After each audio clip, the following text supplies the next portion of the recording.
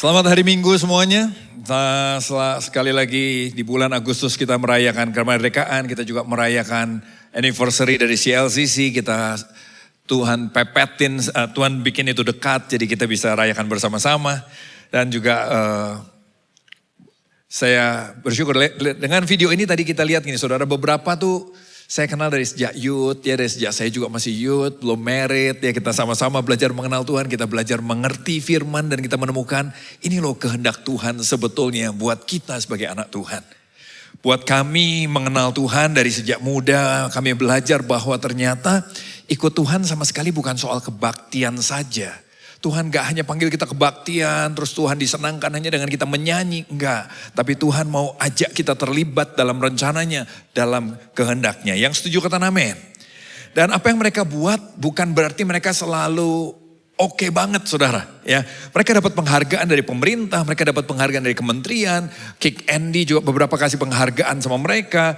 Saya lupa ada yang dapat SCTV Award atau enggak, saya lupa. Tapi penghargaan banyak sekali sampai hari ini dari luar negeri. Kemarin saya bilang juga dari diundang ke Norwegia kemana beberapa, dan itu sesuatu yang dunia pun men-celebrate apa yang mereka kerjakan. Dan saya mau ajak kita juga merayakan apa yang kita dan teman-teman kita ini kerjakan. Amin. Sekali lagi tepuk tangan buat Tuhan kita. Karena apa yang mereka kerjakan juga salah satunya lewat sumbangsi saudara dan saya di tempat ini. Ya kan, dari sejak awal waktu perintisan, saudara dan saya ada yang terlibat itu ikut membantu. Dan itu yang membuat mereka juga bisa ada seperti hari ini. Satu yang tadi Dea, saya ingat dari sejak youth, waktu itu sama-sama saya, dia sudah melayani dari sejak kami youth. Dan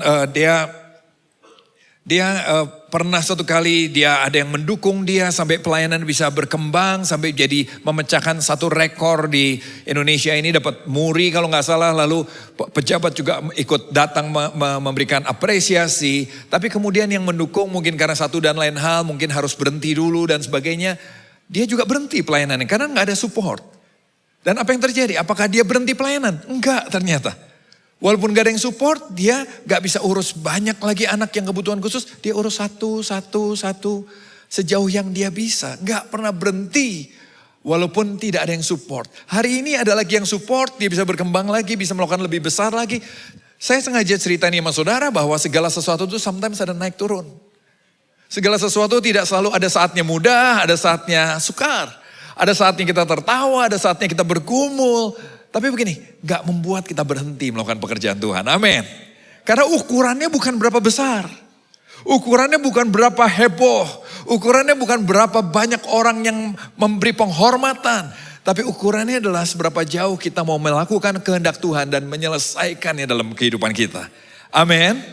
Nah, saya mau ajak kita mengenal Tuhan lebih lagi dalam hidup kita. Maka saya mau sekali lagi perkenalkan bahwa anniversary CLCC itu 29 bulan 7. Ya, tolong masukin agenda saudara supaya tahun depan sudah gak kelewat, kira-kira begitu. 29 bulan 7, 29, katakan sama-sama 29 bulan 7. Lagi 29 bulan 7. Lagi 29 bulan 7. Kenapa? Kita memang cocok-cocokin ini. Kita atur supaya anniversary kita tanggal segitu. Kenapa? Karena kita gak mau lari dari ayat Yeremia 29 ayat 7. Karena ayat ini yang jadi pegangan visi Tuhan buat kita. Dan kita mau gini, setiap kali kita merayakan anniversary kita gak bisa keluar dari ayat ini. Kita baca sama-sama yuk. 2, 3. Usahakanlah kesejahteraan kota kemana kamu aku buang. Dan berdoalah untuk kota itu kepada Tuhan. Sebab kesejahteraannya adalah kesejahteraanmu. Jadi sampai kapanpun, setiap kali CLCC merayakan anniversary-nya, kita gak bisa bangga dengan prestasi yang lain. Kita gak bisa bangga dengan building, kita gak bisa bangga dengan jumlah, kita gak bisa bangga dengan cabang mungkin apapun juga. Karena inilah ukuran kita. Ukuran kita bukan yang lain ini. Usahakan kesejahteraan kota. Seberapa jauh kota di mana kita ada sudah bisa merasakan Tuhan yang ada dalam kita. Ini bukan hal baru dalam kekristenan. Alkitab bilang ini, kamulah garam dunia, kamu terang dunia. Garam harus membuat asin. Kalau dia sudah tidak membuat asin, Alkitab bilang ini, dia dibuang. Kita harus membuat asin. Dan saya nggak pernah lihat ada garam yang ditabur di mangkok saya, tiba-tiba yang asin, mangkok istri saya. garam ditabur di mangkok saya, yang asin mangkok saya. Kalau ada garam di kota Bandung, nggak bisa gini. Yang asin di NTT, yang asin di Papua, itu garam di sana yang berfungsi. Amin. Kita nggak bisa jadi sinterklas, pergi jauh-jauh memberkati di sana, dan sekitar kita pun nggak merasakan dampaknya. Itu bukan garam. Garam bicara mempengaruhi sekitar, garam dirasakan sekitar. Karena itu gini, saya percaya waktu saudara dan saya jadi anak Tuhan yang mengenal Allah, maka kesejahteraan kota akan terpengaruh, sedikit atau banyak. Yang setuju katakan amin. Dan saya harus akui bukan cuma teman-teman tadi yang melakukannya, ada banyak di antara saudara melakukannya. Saudara melakukan di kantor, saudara melakukan di perusahaan, saudara melakukan di keluarga, saudara melakukan di sekitar saudara. Dan itu luar biasa. Sekali lagi kasih tepuk tangan buat kalian semua. Wow, saya senang sekali waktu saya ngobrol di mana.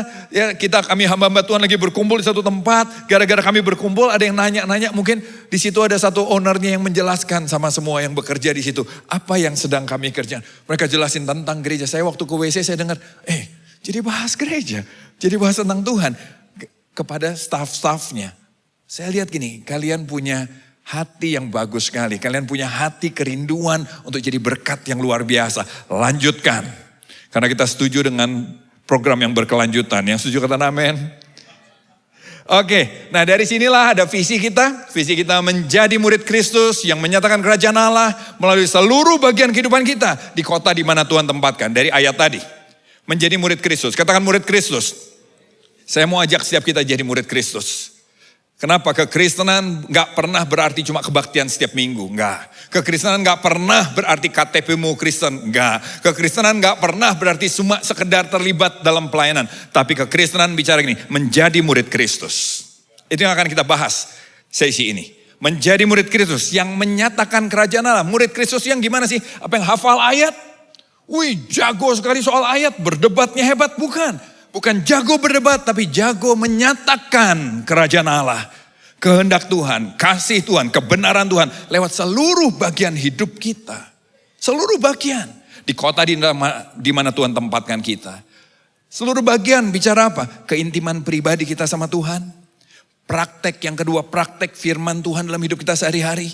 Yang ketiga, di keluarga kita sampai keluarga kita pun bisa merasakan dampak dari pengenalan kita akan Tuhan. Ya kan? Lalu apa? Di profesi di mana kita dipercayakan Tuhan, yuk kerjakan dengan excellence sebab itu penyembahan kita kepada Tuhan, memuliakan Tuhan, dan yuk kota tadi diberkati. Lima-limanya bukan anak tangga, lima-limanya seperti sebuah gentong yang harus ada semuanya. Kalau nggak ada satu, maka bocor airnya. Tapi semua harus ada sehingga dia bisa menutup menjadi sebuah penampungan air begitu. Karena apa? Lima-limanya ada dengan seimbang. Pak, saya lagi punya masalah dalam keluarga. Saya kayaknya gak bisa terlibat dulu dalam memberkati kota. Saya gak bisa dulu membangun keintiman sama Tuhan. Oh saudara, justru salah. Kalau saudara keluarga saudara punya masalah, ayo diatasi. Tapi diatasinya harus bersama Tuhan. Amin. Ya kan?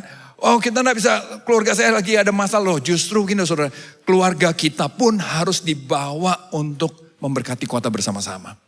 Pekerjaan kita pun tujuannya bukan supaya kita menjadi kaya sendirian. Tapi pekerjaan kita adalah tujuannya adalah supaya kita bisa jadi berkat buat sekitar kita.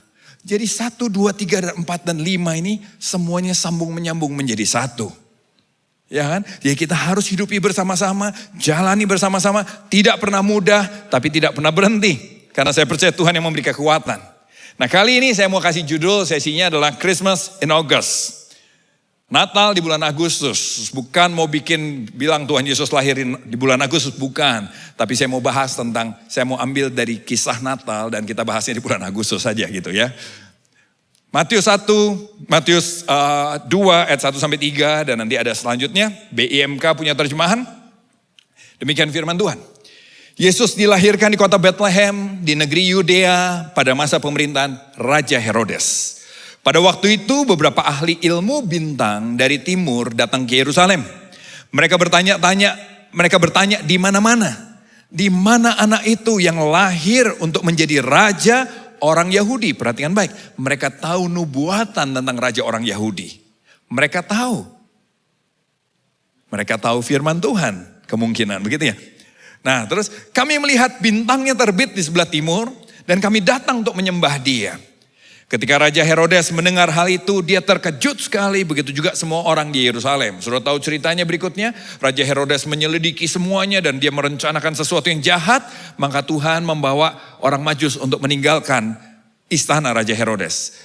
Loncat ke ayat 9 sampai 12. Lalu pergilah orang Majus itu dari istana Raja Herodes. Mereka melihat lagi bintang yang mereka lihat dulu di sebelah timur. Alangkah gembiranya mereka melihat bintang itu. Sudah lihat ini? Mereka melihat lagi bintang yang dulu mereka lihat di sebelah timur. Dengan kata lain kemungkinan bintangnya sempat gak kelihatan ya. Dalam ikut Tuhan ada kalanya kita tahu kehilangan arah. Pernah itu? Dalam ikut Tuhan ada kalanya di masa kita kok kayaknya gak setajam dulu lagi. Ada kalanya kita kok kayaknya ada sesuatu yang membuat kita hati ini terhalang sama Tuhan. Ada kalanya seperti itu. Tapi begitu juga dengan orang Majus. Tapi gembira sekali mereka waktu melihat bintang itu ada lagi. Bintang itu mendahului mereka lalu berhenti tepat di atas tempat anak itu. Mereka masuk ke dalam rumah itu dan melihat anak itu dengan Maria ibunya. Mereka sujud menyembah anak itu. Lalu membuka tempat harta mereka dan mempersembahkan kepadanya emas, kemenyan dan mur. Allah memperingatkan mereka dalam mimpi supaya jangan kembali kepada Herodes. Jadi mereka pulang melalui jalan yang lain. Kalau kita baca dengan datar, maka semuanya gak ada yang istimewa. Kalau kita baca dengan datar, kita akan bilang ya itu seperti zaman cerita sekolah minggu. Jadi saya kecil dulu Pak, ya begitu ceritanya gak pernah berubah. Puji Tuhan, Alkitab tidak pernah berubah. Tapi saya mau ajak merenungkan kisah ini dari sudut pandang orang Majus. Saya mau ajak kita melihat kisah ini dari sudut pandang orang Majus. Coba kita tadi ayatnya yang ayat 1-3, bagian yang saya highlight. Siapa orang Majus itu? Mereka adalah beberapa ahli ilmu bintang dari timur yang datang ke Yerusalem untuk mencari bayi Yesus. Mereka sekali lagi ahli, katakan ahli. Lagi ahli. Ilmu bintang, dengan kata lain mereka orang-orang bukan orang sembarangan. Mereka orang-orang pintar. Ada yang bilang mungkin mereka juga ada yang dalam rombongan itu ada pengusahanya. Mungkin ada raja juga. Tapi yang pasti mereka orang-orang pintar juga. Saya lihat beberapa lukisan tentang orang Majus. Ada yang melukiskan seperti ini saudara. Mungkin agak mirip begitu ya. Saya tertarik sekali, saya suka dengan lukisan dan saya pikir wow. Ini mungkin menggambarkan perbedaan orang-orangnya, tipe-tipenya begitu ya. Nah tapi saya mau beritahu sama saudara bahwa orang Majus itu bukan 3. Alkitab gak pernah bilang orang Majus 3. Kalau selama ini saudara bikin patungnya, saudara rayakan dan saudara bilang orang Majusnya 3. Enggak, hadiahnya 3 jenis. Iya, orang Majusnya enggak 3. Karena mereka bawa hadiah emas, kemenyan dan mur. 3 hadiah ini mahal. Kalau mereka cuma bertiga, saya percaya mereka gak akan pernah bisa bawa itu ke bayi Yesus. Kenapa? Dirampok di tengah jalan saudara. Saya rasa mereka punya pengawal, ada yang menjaga, dan semuanya.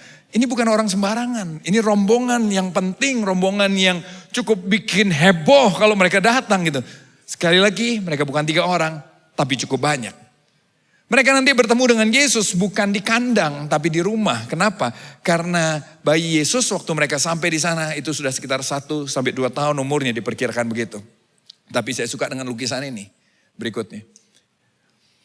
Lukisan ini dari semua lukisan ada yang bagus-bagus, ada yang wah perjalanan yang begitu mempesona. Saya kok pilih ini ya. Perjalanan yang penuh dengan kabut, perjalanan yang rasanya penuh dengan kesulitan. Rasanya kalau saya di situ, gue pulang aja deh. Gue pulang, gelap bro. Gue pulang. Kayaknya bahaya jalannya. Bukan sebuah perjalanan yang menyenangkan. Ya. Dan mereka harus jalan beberapa bulan kemungkinan. Beberapa bulan. Meninggalkan keluarga, meninggalkan pekerjaan. Mungkin ada yang keluarganya diajak, saya kurang tahu. Tapi ada satu lukisan lagi juga yang menurut saya menggambarkan sebuah pergumulan perjalanan yang dari sisi yang lain. Kalau tadi dari warna yang gelap, ini warna yang terang. Tapi kalau buat saya menggambarkan sebuah rasa yang gersang. Rasa bukan sebuah perjalanan, sekali lagi bukan perjalanan yang menyenangkan. Dengan kata lain, perjalanan mereka penuh masalah, tapi mereka tidak pernah berhenti di tengah jalan. Sama seperti saudara dan saya belajar mengenal Tuhan, gak selalu gampang, tapi jangan berhenti di tengah jalan. Sama seperti saudara dan saya belajar melayani Tuhan, gak pernah gampang, tapi ayo kita jangan berhenti di tengah jalan. Ya, mau besar mau kecil gak penting, tapi ayo jalan terus bersama Tuhan. Nah, firman Tuhan bilang begini, rombongan ini pergilah mereka, lalu mereka lihat bintang yang tadi dulu mereka lihat. Alangkah gembiranya mereka waktu lihat bintang itu lagi. Katakan gembira. Lagi gembira. Kenapa gembira? Karena bintang ini melambangkan sebuah raja segala raja. Melambangkan tuntunan Tuhan. Melambangkan sesuatu yang hari depan yang luar biasa. Mesias datang, Kristus datang. Bintang itu mendahului mereka lalu berhenti tepat di atas tempat anak itu. Mereka masuk ke dalam rumah tadi kan, bukan kandang domba. Mereka masuk ke dalam rumah dan melihat anak itu dengan Maria dan ibunya. Bukan baru lahir, yang di kandang domba waktu baru lahir. Ini setelahnya. Saudara, masalah kita dalam ikut Tuhan, apa yang membuat kita sering kecewa, apa yang menghambat saudara dan saya untuk melayani Tuhan lebih lagi, seringkali adalah soal ekspektasi, betul enggak? Gembira sekali, kenapa? Harapannya besar. Waktu kita melayani Tuhan, kita punya mimpi, ekspektasi yang luar biasa. Waktu kita ikut Tuhan, kita punya mimpi, ekspektasi yang luar biasa. Sama seperti orang waktu hari Natal punya mimpi dan ekspektasi yang luar biasa. Sayangnya ekspektasi itu seringkali tidak ada di Alkitab. Kita bermimpi akhirnya ada Santa Claus di hari Natal. Waktu kecil saya nggak cuma diajarin Santa Claus. Santa Clausnya tuh nanti naik rusa yang hidungnya bisa nyala merah-merah, nyala-nyala begitu. Lalu saya diajarin untuk taruh kaos kaki di ujung ranjang saya. Kasih rumput-rumput supaya rusanya suka makan itu. Dan kalau rusanya bisa makan itu, Sinterklas senang, dia kasih saya hadiah. Oh saya bro, hadiahnya apa? Saya pengen mobil-mobilan. Besoknya ada Sinterklas luar biasa. Ekspektasi saya tentang Natal jadi luar biasa. Tapi sayangnya ekspektasinya seringkali berbeda sama Alkitab. Begitu juga waktu mereka melihat bintang itu luar biasa. Tapi waktu mereka ketemu dengan anak itu, menurut saudara gimana? Kalau saudara jadi rombongan ini, saudara berharap ketemu raja segala raja, bayi, anak yang akan lahir, anak tumbuh akan sebagai raja segala raja. Kira-kira di mana saudara berharap ketemu? Di istana kah? Ya dong. Saya pernah nonton film Puyi. Saudara pernah nonton itu? Kaisar Cina yang terakhir, Kaisar China yang terakhir. Pernah itu? Waktu baru lahir aja saudara sudah dayang-dayang yang melayani, kasim-kasim yang melayani udah begitu banyak.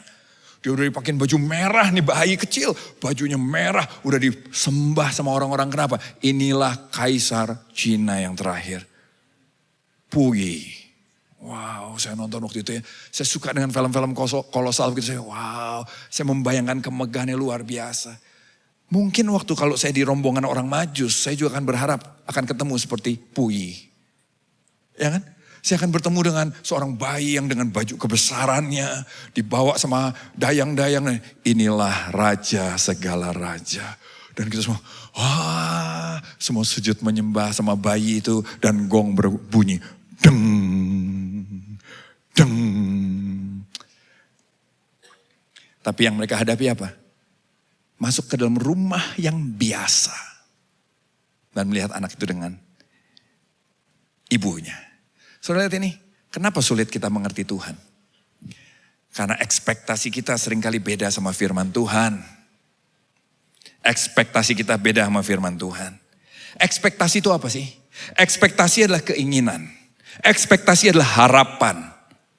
Ekspektasi adalah cita-cita tentang sesuatu yang kita inginkan terjadi. Itu ekspektasi. Nah, waktu kita kenal Tuhan, apa ekspektasi saudara tentang Tuhan? Saudara ke gereja, apa Tuhan yang kau harapkan kau kenal? Banyak orang berharap bertemu Tuhan. Banyak orang punya ekspektasi untuk bertemu Tuhan. Yang suka mengerti kita. Betul gak saudara? Dia mengerti kita, terus dia akan selalu memenuhi keinginan kita. Tanpa perlu kita mengerti dia. Tanpa perlu kita berusaha memenuhi keinginannya. Pokoknya kita tidak usah peduli dengan Tuhan. Dia yang akan peduli dengan kita. Apakah itu ekspektasi saudara? Itu ekspektasi saya dulu tentang Tuhan. Betul? Saya berharap Tuhan yang peduli sama saya. Walaupun saya tidak peduli dengan dia. Saya berharap dengan Tuhan yang selalu akan memenuhi keinginan saya. Walaupun saya tidak pernah memenuhi keinginan dia. Saya berharap Tuhan yang selalu menolong seluruh masalah hidup saya. sesuai dengan cara yang saya mau. Betul nggak? Buat yang muda-muda kalau doa kan, waduh Tuhan, yang kuinjak jadi milikku dalam nama Yesus. Waktu kebaktian ada yang teriak, itu biasanya diinjak sama sebelahnya saudara. Karena sebelahnya lagi doa, yang kuinjak jadi milikku. Lalu taunya dia jadi sama yang lain dan kita kecewa sekali. Kita berharap Tuhan yang memberkati hidup kita. Tanpa perlu kita ikut memberi. Kita berharap Tuhan yang selalu menerima kita apa adanya. Setuju ya? Tanpa perlu kita bertobat dan berubah. Karena dia selalu mengerti, no problem anakku, it's okay, aku mengenal kamu. Kamu memang kacau dari dulu, sekarang dan selamanya. No, ya toh? Kita ingin Tuhan yang melaksanakan perintah kita. Bukan Tuhan yang memerintah kita. Itu ekspektasi kita. Betul nggak? Halo? Kita pengen Tuhan yang melaksanakan perintah kita dan bukan dia yang memerintah kita. Kita ingin kita yang berdaulat atas Tuhan dan bukan Tuhan yang berdaulat atas kita. Disitulah kita gagal mengenal Tuhan. Disitulah saudara akan memulai perjalananmu yang penuh dan kekecewaan. Karena ternyata begini, Tuhan tidak begitu. Tuhan tidak begitu. Bayangin, kadang-kadang gini loh. Kita kecewa, kita marah sama Tuhan. Waktu dia tidak melakukan sesuai yang kita harapkan. Betul nggak? Tapi dia tidak boleh marah sama kita. Kalau kita tidak sesuai dengan yang dia harapkan. Kita marah sama Tuhan, kecewa gak mau ke gereja lagi. Kalau dia tidak menjawab keinginan kita, permintaan kita. Tapi dia tidak boleh marah kalau kita tidak pernah menjawab keinginannya. Bahkan renungkan firman-Ku siang dan malam. Kita, setahun sekali cukup. Dan dia tidak boleh marah.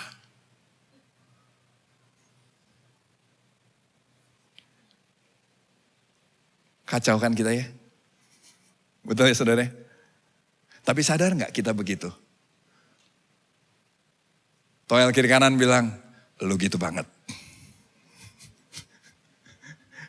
Atau ya jangan menghakimi, Toel aja, gua yang gitu banget. Setuju ya? Setuju ya? Kita berharap, lihat ya saudara. Kacau kita nih. Betul gak itu ada di hati saudara, gak usah angkat tangan. Jempol kaki saja. Semua jempol terangkat. Kita seringkali seperti itu. Dan waktu ekspektasi tidak terpenuhi kita bilang Tuhan yang jahat, Tuhan yang tidak ada.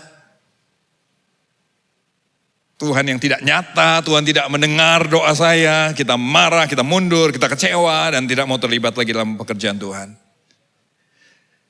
Karena ekspektasi kita sering dibangun tidak berdasarkan firman Tuhan. Karena merenungkan firman pun seringkali kita gak mau, makanya kita gak tahu siapa Tuhan yang sebetulnya kita mau sembah. Dan saya mau beritahu kemungkinan besar itu bukan Kristen tuh. Ya. Padahal Alkitab menceritakan kalau saudara baca Alkitab maka saudara akan mendapat gambaran. Dia cerita dengan berbagai contoh supaya saudara dan saya mengenal dia dan bisa hidup bersama-sama dengan dia. Alkitab bilang dia Bapa yang baik, yang setuju kata amin. Tapi Alkitab juga bilang, jelas di Alkitab, dia Raja yang memerintah. Amin. Yang kita harus belajar taat sama dia. Yang setuju kata amin.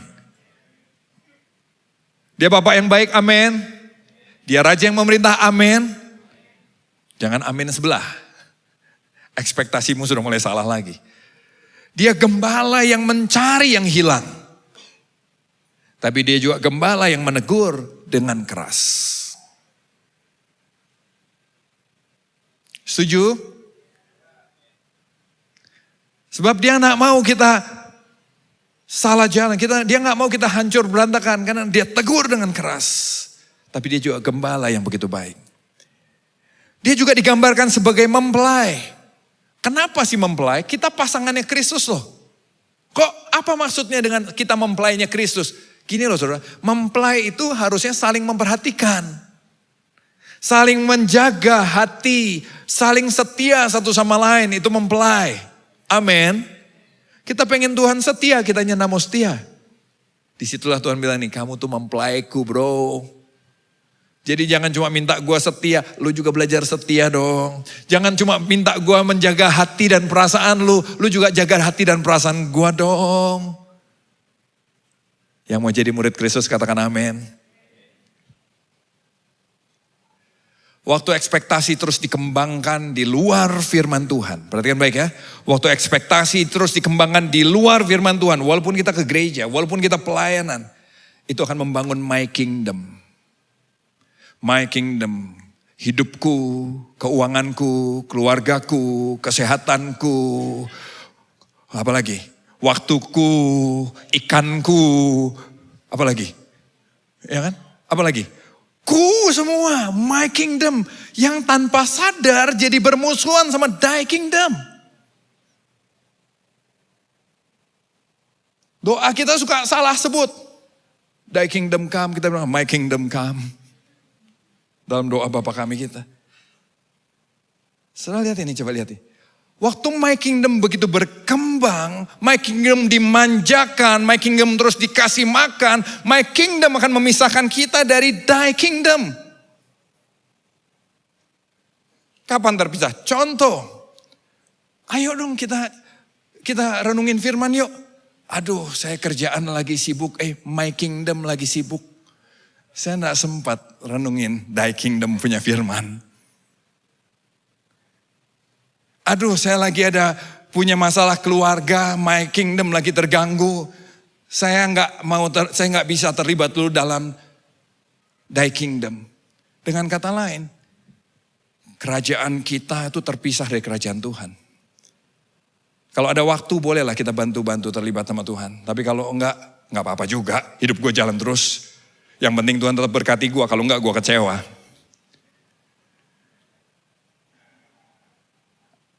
Ada saudara yang sadar bahwa your kingdom terpisah dari thy kingdom? Yang kedua, my kingdom membuat kita tidak menyukai thy kingdom. Gak suka kita, kenapa? Karena kita lagi seru dengan my kingdom, kayaknya kerajaan Allah ini mengganggu aja. Gue udah dapet duit, gue mau spend nih, gue mau beli ini. Kok katanya Tuhan punya kehendak begini ya, Tuhan punya rencana gini. Ganggu aja deh, bikin orang gak enak aja mau belanja nih. Diingetin sama kota, diingetin sama sesama. Aduh, gue pengen beli mobil baru nih.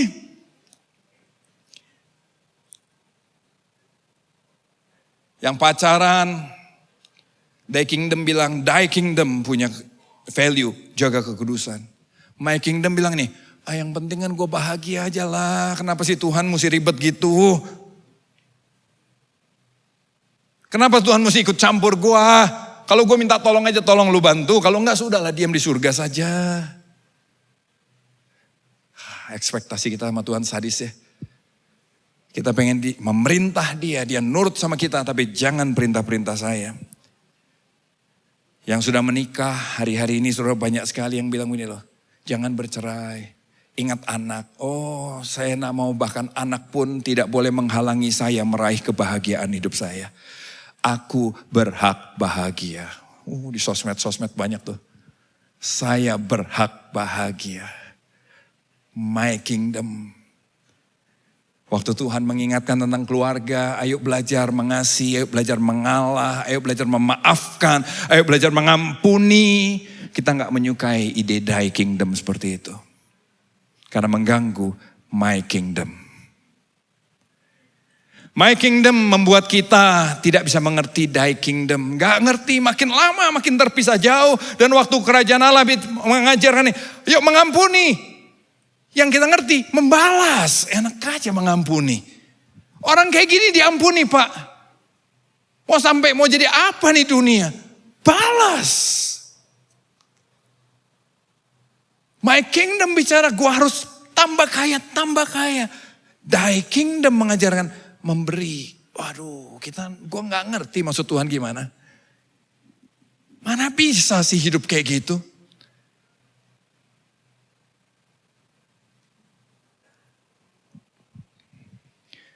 Kemarin Ona melayani di satu sesi kita di tengah minggu. Deeper punya pembinaan, pemuritan. Dia pernah stadium 4. Saya bilang sama dia bercanda di tempat makan. Dia bilang, saya satu orang yang saya pikir gak ketemu lagi itu kamu. Saya pikir kamu sudah mati. Dia ketawa juga. Kenapa? Dia selama kalau sudah pernah lihat Ona melayani pakai baju yang cukup loose begitu kan. Kenapa? Untuk menutupi perutnya yang bengkak. Kita suruh dia istirahat, dia bilang enggak. Saya lebih memilih kalaupun mati dalam pekerjaan Bapakku yang di surga. Hal yang sulit dimengerti sama banyak orang yang lain. Banyak orang ini, off dulu dong pelayanan. Saya nggak bilang kita nggak perlu istirahat ya. Tapi coba renungkan ini. Nggak usah pelayanan lagi, urus my kingdom dulu. Tapi buat beberapa orang, mereka nggak bisa menemukan kehidupan yang lain selain kehidupan di dalam Tuhan. Apapun yang terjadi, apapun yang ada dalam hidupku, apapun yang ini, hidupku ada di dalam Tuhan. Saya tidak punya alternatif lain selain hidup di dalam rencananya. Selain terus berjalan dalam kehendaknya. Yang setuju katakan amin. Makanya kan tadi saya bilang, menjadi murid Kristus. Ini yang tidak gampang, bukan menjadi jemaat saja. Dari bagian lain Alkitab bilang begini, Tuhan bilang ini, jangan mencintai dunia. 1 Yohanes 2 ayat 15-17 firman Tuhan bilang, jangan mencintai dunia. Dunia di sini bicara begini loh, sesuatu yang nyaman. Dunia di sini bicara punya bahasa arti gini, indah, menyenangkan, menarik, itu dia dunia. Dan Tuhan bilang, Alkitab bilang ini, jangan mencintai dunia dengan segala tawarannya. Atau apa saja yang ada di dalam dunia ini. Kalau kalian mencintai dunia, kalian tidak bisa mencintai Bapa. Banyak kita berharap bisa dua-duanya kan. Oh saya mau hidup. Kan gini kan. Muda apa? Muda hura-hura. Gitu ya. Apa? Udah tua kaya raya, mati masuk surga. Oh muda pesta pora, tua kaya raya, mati masuk surga. Mantap, setuju saudara? Tapi kenyataannya Alkitab bilang gak bisa. Kalau kamu mencintai dunia, kamu gak mungkin bisa mencintai Bapa. Bohong itu. Bohong. Sebab segala sesuatu yang ada di dalam dunia ini yang diinginkan oleh tabiat manusia yang berdosa, yang dilihat lalu diingini, yang dibangga-banggakan, disombong-sombongkan, dipamer-pamerkan, diflexing-flexingkan. Semuanya adalah hal-hal yang tidak berasal dari Bapa, melainkan dari dunia. Dunia dan segala sesuatu di dalamnya yang diinginkan manusia, diinginkan oleh kita sedang lenyap.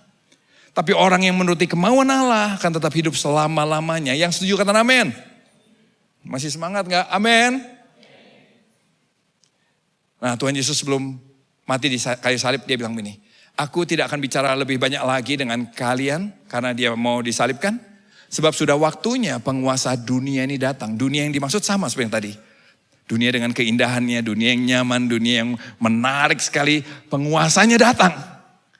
Tapi penguasa dunia itu tidak berkuasa atas diriku. Bahasa Inggrisnya bagus. Tapi penguasa dunia itu tidak menemukan apa-apa di dalamku. Saya mau beritahu. Bukan cuma Tuhan Yesus yang dihampiri penguasa dunia. Saudara dan saya setiap hari dihampiri penguasa dunia. Mobil teman lewat, bagus. Penguasa dunia datang. Nah harusnya kan lu begitu kan. Kalau kita mencintai dunia, mulai keluar tuh. Penguasa dunia mulai dapat hati kita. Iya benar juga, kacau terbalik gitu teh. Oh dasar tukang korupsi sih. Oh mulai kita pahit sama orang-orang yang lebih baik dari kita. Kita mulai iri hati, kenapa? Penguasa dunia mendapatkan sesuatu di hati kita. Ternyata dia masih cinta nih. Makanya iri hati. Ya kan? Ada apa? Wah balas. Iya. Kalau gue turun aja nanti kelihatan ada jemaat, gue susah deh. Ya kan? Takut ketahuan jemaat saudara. Mending gue maki-maki aja di dalam mobil. Dasar lu, bajingan, brengsek lu. Tapi kalau keluar mobil, shalom. Penguasa dunia bilang, dapat. Penguasa dunia menawarkan banyak hal. Udah enggak usah pelayanan. Pikirin hidup lu aja sendiri. Ya kan ngapain lu mikirin orang lain. Siapa yang mikirin lu? Iya benar juga. Penguasa dunia datang menawarkan sesuatu. Dan dia dapat hatimu. Iya ngapain ya? Kita lupa bahwa Tuhan sudah memikirkan kita lebih dari segalanya. Dia yang sudah mengampuni kita. Kita ganti. Tuhan enggak. orang yang harus mengerti saya. Loh Tuhan gak lo anggap kah? Tapi Tuhan Yesus waktu penguasa dunia datang nih, gak usah mati di atas kayu salib. Ngapain lu gila? Jemaatnya di Bandung aja nanti gak peduli sama lu. Sukanya nyanyi, kalau lagunya gak keren mereka gak mau nyanyi. Kalau AC-nya mati mereka gak mau ke gereja. Misalnya, di sini tidak ada yang setuju kata amin. Tapi waktu Tuhan Yesus digoda begitu dia bilang nih. Walaupun mereka begitu, aku akan tetap mengasihi mereka. Aku akan tetap menebus mereka. Aku akan tetap mengampuni mereka. Penguasa dunianya gondok. Yang dia tawarin gak gigit saudara. Berapa banyak saudara dan saya yang ditawarin iblis masih gigit.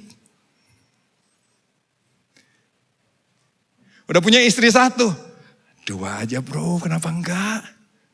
Abraham aja ada berapa coba hitung. Oh benar juga ya. Alkitab bilang Abraham punya banyak. Kenapa saya cuma 1? Bodoh sekali saya. Yang ditawarin dunia masih gigit. Istri-istri juga ditawarin. Emang cuma suami yang bisa gitu? Lu juga bisa kan? Lu juga masih cantik. Benar juga ya. Nah apa maksud saya? Penguasa dunia menawarkan sesuatu, entah itu kekayaan, entah itu popularitas, entah itu kenikmatan, entah itu balas dendam, entah itu kebencian. Apakah dia masih dapat gigit hati saudara enggak? Atau sama seperti Tuhan Yesus bilang ini, dia enggak bisa dapat apa-apa di hati saya. Kenapa? Karena yang saya kejar udah bukan apa yang di dunia ini. Yang saya kejar adalah apa yang dari Tuhan. Susah Pak, setuju, tapi bukan enggak bisa. Amin. Masih ada aminkah di tempat ini? Halo? Wah Pak, kirain khotbahnya bakal yang asik-asik gitu loh ya, yang nyeneng-nyenengin gitu kan. Saudara akan kaya raya gini. Saudara ekspektasimu salah. The prince of this world come and has nothing in me. Aduh, harapan saya itu terjadi di hati saya. Harapan saya itu terjadi di hati kita. Yang setuju kata amin. Selama masih dapat sesuatu, ayo kita bertobat lagi, minta Tuhan pulihkan lagi, minta Tuhan bangkitkan kita lagi, beri kemampuan, ajar kita, beri pikiran kita terbuka, terang. Supaya kita bisa tidak mencintai dunia, tapi betul-betul mencintai Tuhan. Kita hidup untuk Tuhan, bukan untuk dunia. Yang setuju kata amin. Saya pendeta, saya usaha loh saudara. Kita tahu apa artinya uang, yang setuju kata amin. Ya kan? Saya bukan hidup cuma tahu gereja Alkitab dong, gereja Alkitab. No, saya juga usaha. Ya kan? Saya tahu kadang-kadang susah, kadang-kadang pusing, kadang-kadang enak sekali. Kadang-kadang harus langgar ini, kadang-kadang dan kita bergumul di situ. Gimana supaya apa yang saya kerjakan dalam pekerjaan saya bukan untuk saya menjadi orang paling kaya, tapi untuk menyatakan kerajaan Allah lewat pekerjaan saya. Yang masih mau katakan amin, katakan amin. Bagian terakhir, saya panjang dikit ya. Bagian terakhir. Lalu orang Majus itu sujud menyembah anak itu. Lalu membuka tempat harta mereka dan mempersembahkan padanya emas, kemenyan dan mur. Allah memperingatkan mereka dalam mimpi mereka supaya jangan kembali kepada Herodes. Jadi mereka pulang melalui jalan yang lain. Saudara, sama seperti saudara tadi bilang susah Pak. Gak mencintai dunia itu susah. Buat orang Majus sujud menyembah sama Yesus itu juga susah. Sekali lagi saya ulang. Menurut saudara, waktu rombongan ini ketemu, lah kok rumah, kok bukan istana? Kok gak kayak film Puyi sih? Mungkin ada yang nanya begitu kan? Kok beda loh sama yang waktu itu di film Puyi, kok gak gitu ya? Gak keren, gak ada dayang-dayangnya, gak ada kasimnya, gak ada gong yang bunyi. Kok gini? Menurut saudara mereka gak berantem? Ini pendapat saya, bisa salah, tapi menurut saya berantem. Ayo masuklah, enggak, gue gak mau yang kayak gini mah. Gue gak mau kalau raja, segala raja modelnya kayak gini, gak mau gue. Beda ekspektasi. Ayolah, enggak, gue yakin, enggak. Itu bintangnya betul di atas itu, tuntunannya jelas. Kita salah bintang kali ini. Ayo gini, berantem mereka. Menurut saya dari sekian rombongan, ada yang pulang. Enggak semua masuk. Sama seperti film waktu perang salib. Waktu udah mau menang ada satu raja yang kembali. Dia putar kudanya. Dia bilang nih, saya pikir kita lakukan ini untuk Tuhan. Taunya cuma untuk rebutan kekayaan saja. Dia pulang. Itu pulang karena alasan yang baik. Tapi saya rasa di rombongan orang Majus ini kemungkinan menurut saya juga ada yang pulang. Karena menurut dia, gue gak mau sembah yang model begini. Gue mau cari yang lebih keren. Gue mau cari yang lebih asik. Gue mau cari yang lebih sesuai sama keinginan gue. Dia pulang, menurut saya, dia bawa emas, kemenyan, dan murnya dia. Nah, mau kasih situ. Berapa banyak yang masuk? I don't know. Sebagian masuk. Mereka sujud menyembah. Mereka membuka harta mereka, mempersembahkan emas, kemenyan, dan mur, bicara hal yang berharga dalam hidup mereka. Lalu Allah memperingatkan mereka dalam mimpi dan mereka taat. Bagaimana caranya kita bisa tidak mencintai dunia dan mencintai kerajaan Allah? Bagaimana caranya kita tidak membangun my kingdom tapi membangun thy kingdom? Bagaimana caranya kita tidak punya ekspektasi sendiri yang keluar dari firman Tuhan? Maka ini loh dari firman Tuhan ini.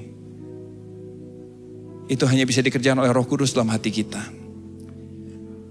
Yang membuat orang Majus tetap mau masuk, menyembah, mempersembahkan emas, kemenyan, dan mur. Menurut saya hanya Roh Kudus yang bisa membuat mereka begitu.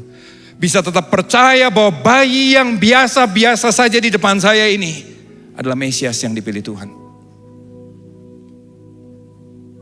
Bayi yang ada di rumah yang sederhana, bukan di istana yang megah inilah. Yang gak sekeren raja-raja lain. Inilah justru raja segala raja. Hanya Roh Kudus yang bisa membangkitkan iman.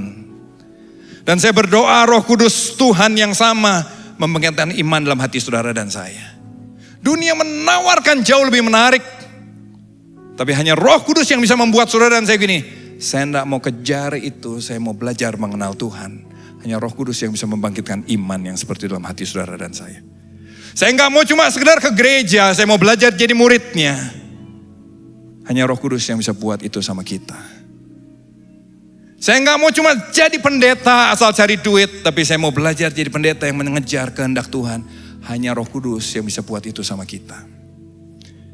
Saya mau jadi gereja yang nggak bukan cuma bikin entertain yang asik, tapi saya mau jadi gereja yang betul-betul menjadi rekan sekerja Allah.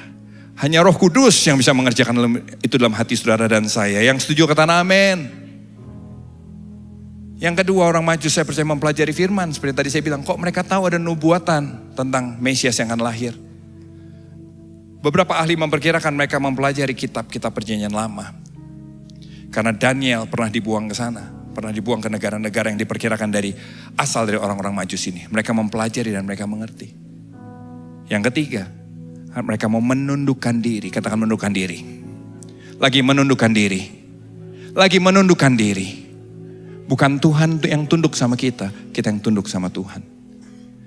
Semua orang ini, tadi orang pintar, mungkin ada raja, mungkin ada orang berpengaruh, mereka orang hebat dan mereka harus masuk rumah yang sederhana.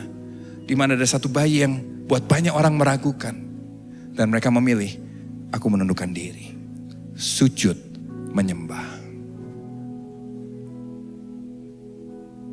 Taat. Cara mereka pergi meninggalkan zona nyamannya. Perjalanan tidak selalu gampang. Mereka terus cari. Ikuti apa yang Tuhan tuntun sama mereka. Taat. Mereka mau mempersembahkan hal yang terpenting dalam hidup mereka. Taat. Mereka juga dikasih tahu pulangnya jangan lewat situ. Mereka pulang lewat jalan yang Tuhan tentukan. Nanti sudah pulang dari sini pakai lift atau eskalator. Jangan loncat, tolong taat. Amin. Yang itu bercanda, yang tadi amin, yang firman Tuhan amin. Kita bangkit berdiri yuk. Kita baca sama-sama visinya sekali lagi yuk. Roh Kudus yang memampukan kita. Dari orang-orang model kayak kita begini bisa jadi murid Kristus. Hanya Roh Kudus yang bisa buat itu. Yang setuju kata amin. Dari orang-orang yang pengennya merintah Tuhan dan tidak mau diperintah bisa jadi tunduk sama Tuhan. Hanya Roh Kudus yang bisa buat itu. Amin. Yuk kita baca sama-sama. menjadi murid Kristus yang menyatakan kerajaan Allah melalui seluruh bagian kehidupan.